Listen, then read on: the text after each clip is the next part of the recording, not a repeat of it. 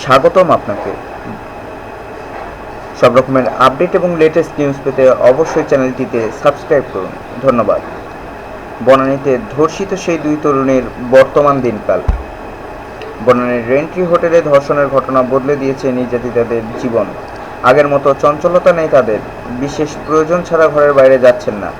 ঘটনার অনেক দিন পর চুপিসারে বিশ্ববিদ্যালয় ক্যাম্পাসে যাচ্ছেন, তবে আগের মতো বন্ধুদের আড্ডায় যান না। প্রয়োজন ছাড়া তেমন কোনো কথা বলেন না কারোর সঙ্গে। নির্ধারিত ফোন নম্বরটি ব্যবহার করছেন না, যোগাযোগ নেই বন্ধুদের সঙ্গে। খুব কাছের কেউ ছাড়া অন্যদের সঙ্গে যোগাযোগ হচ্ছে না। মামলা করার পর থেকেই হুমকি ধমকি দেওয়া হয়েছে। একইভাবে বড় অঙ্কের টাকার প্রলোভন দেখিয়ে সমঝোতার প্রস্তাব দেওয়া হয় নির্যাতিতাদের। এ বিষয়ে এক তরুণী বলেন, ক্লাস আর বাসা, কারোর সঙ্গে দেখা করি না, কোনো রিলেটিভের বাসায় যাই না, সারাদিন বাসায় থাকি। কিছুদিন আগে তো ক্লাসে যাচ্ছিলাম না, মেন্টালি একটু সিক আর আপসেট ছিলাম।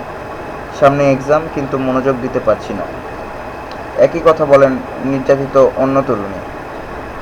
তিনি বলেন, আমাদের দুজনেরই একই অবস্থা, মাথার মধ্যে একটা জিনিস ঘোরে, ওদের কি পানিশমেন্ট হবে।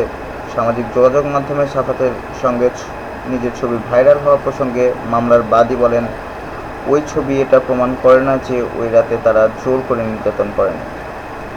সাফাত তো বন্ধু ছিল, ছবি থাকতেই পারে, কিন্তু কারা, কী উদ্দেশ্যে ছবি ভাইরাল করছে, পুলিশ কেন তা দেখছে না, প্রশ্ন করেন তিনি। ধন্যবাদ ভিডিওটি দেখার জন্য। আরও আপডেট পেতে চ্যানেলটিতে সাবস্ক্রাইব করুন। ধন্যবাদ।